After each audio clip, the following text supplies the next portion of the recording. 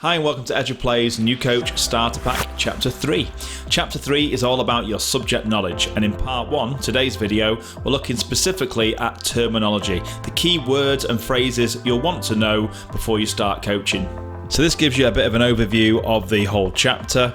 Part 2 looks at the rules of the game, specifically to different age groups. Part 3 looks at how EduPlay, our website and resources can help you and support you in your early steps into coaching. For today's video, Part 1, we'll look at terminology. Now, I love this quote and I think it's relevant for so many things in life. He who asks is a fool for 5 minutes, but he who does not ask remains a fool forever. I think it's a great quote, very apt and relevant to the video I'm doing today. So that's what this video is for, and it's try and get you up to speed with a lot of the key terms and phrases you're likely to hear and need when you're coaching and managing, and hopefully it'll just take away some of the doubts and uncertainty. I will try and give you a bit of a whistle-stop tour of the football terminology you're likely to encounter and need.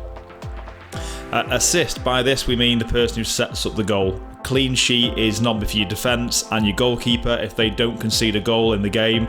In terms of discipline, a caution, often referred to as a yellow card, that means the referee is giving them a warning. One example of a caution is for dissent. That's where they're questioning the referee's decision, speaking inappropriately towards the referee. So that's often something that will lead to a yellow card. A red card is when you're sent from the field of play, so you can no longer take part. For violent conduct, something serious, swearing at the referee, something like that, you get a red card. The sin bin has come in recently, so that's where used for dissent now in the grassroots game. If someone's questioning the referee in an inappropriate way, the referee can sin bin them for 90-minute games. That'll be 10 minutes. For younger age groups, it can be 8 minutes, 6 minutes, but it's they're sent from the field of play for a set amount of time. Your formation is how you set the team up, how you line them up. So in 11-a-side, that could be 4-4-2, 4-3-3, and lots of other formations. At 5-a-side, it could be the 1-2-1. 7-a-side could be the 2-2-2. Roughly what their start positions are. Set pieces are for restarts when the ball's gone out of play or there's been a foul. For example, you've got throw-ins when the ball goes out of the sidelines, the ball's thrown back in. For free kicks, that can be direct free kicks. So there's been a foul, for example, and a direct free kick means that you can score from that free kick. You can have a go, David Beckham style, have a go at goal, try and score. Indirect free kicks, you can't score directly from that kick. Someone else has to touch the ball first after you've taken the kick. Corner kick, the ball's gone over the opposition's goal line and it hit one of their players last, so you get a corner kick. So you basically play the ball in from the corner arc. A goal kick, the ball has gone over your goal line and the opponent was the last player to touch the ball. So it's a restart from the 6-yard box, taken by the goalkeeper. And penalties, there's been a foul or a handball in the penalty area by a defender, so the attacking team get to put the ball on the penalty spot and have a free shot at goal basically. Now you can split a lot of what we do in coaching to either tactical or technical. By tactical or tactics, we're looking at how you set your team up, what your plans are for the team, for the units of the team as well. And then you have technical coaching where you're looking more at the individual. What can that individual do with the ball? Anything that's to do with their technique, crafting their technique, improving their technique. So your technique tends to be more about the individual and your tactical stuff tends to be more about the team or units of the team. Next, I want to look at tactical defending words. So when we're saying defending, we're basically meaning out of possession. The team hasn't got possession of the football. It can also be those initial seconds just after you've lost possession too, and that's called defensive transition. So the player nearest the ball could be your first defender, and the cover and support is provided by the next nearest player or the next few nearest players to the ball. You're basically looking how your players are backing up and supporting and helping out the player that's pressurising the ball. Defensive line or defensive unit, that's to do with your defence, the deepest line of players you have. So it can be your left defender, your right defender, your central defenders, and how they work together as a unit. Man-to-man refers to marking another player from the opposition and doing it in a one-to-one situation. It's about being responsible for one particular player on the opposition. Zonal is where instead of being responsible for a particular opponent, you're responsible for an area of the pitch.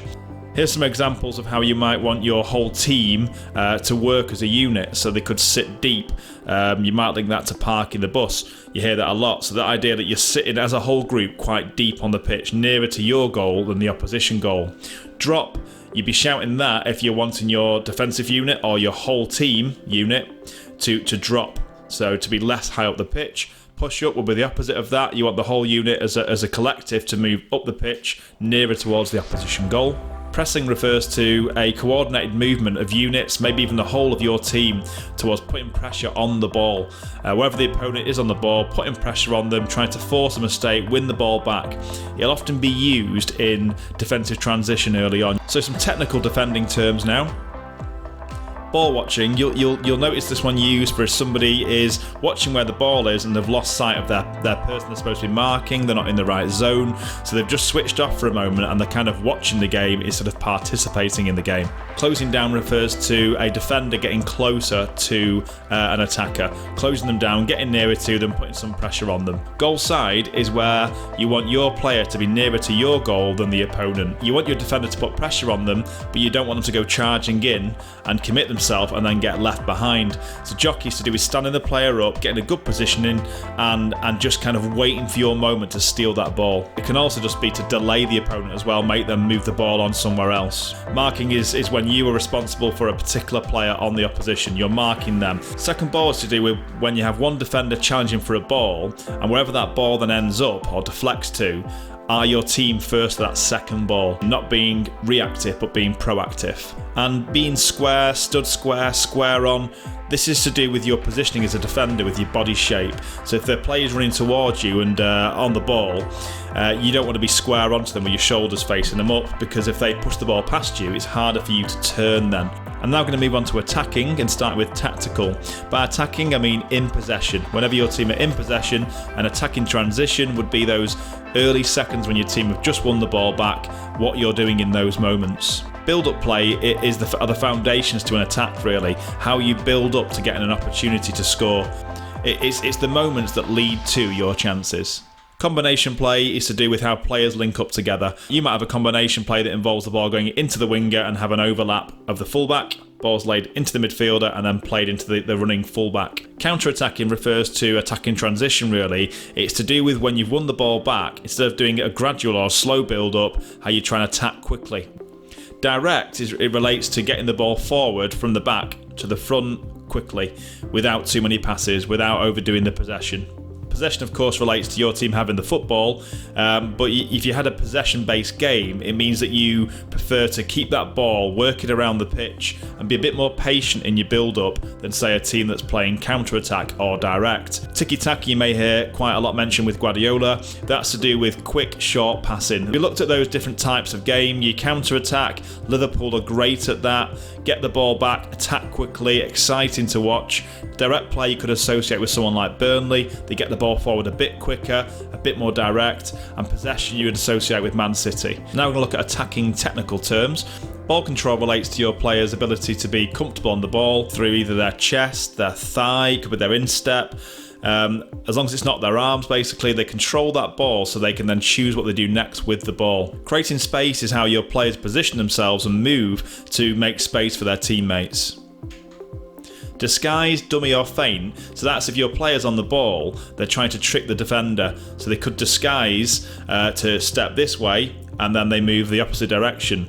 It can also be done off the ball as well, so you could be running towards the ball and then you spin away in behind to make space, so you drag the defender in and then get away from them for the through ball. There are different interpretations of this. So dribbling, I would normally personally say, if you're dribbling, it means you've got close control of the football, trying to get around defenders that are near to you. There's not a lot of space, it's a congested area, and you keep that control to dribble in and out of the players. Running with the ball, I would refer that to being there's more space around you, less opponents, so you're driving up the pitch, you're kicking that ball ahead of yourself, getting into your stride more. Making angles, well, that relates to what your players are doing off the ball when you're in possession. A player's got the ball, are you making a good angle to receive it, or are you stood behind an opponent? Some shouts for your players to use a lot. Man on relates to when you have possession of the ball and an opponent might be approaching that you're not aware of, so a teammate could shout man on so you know there's some pressure about to arrive.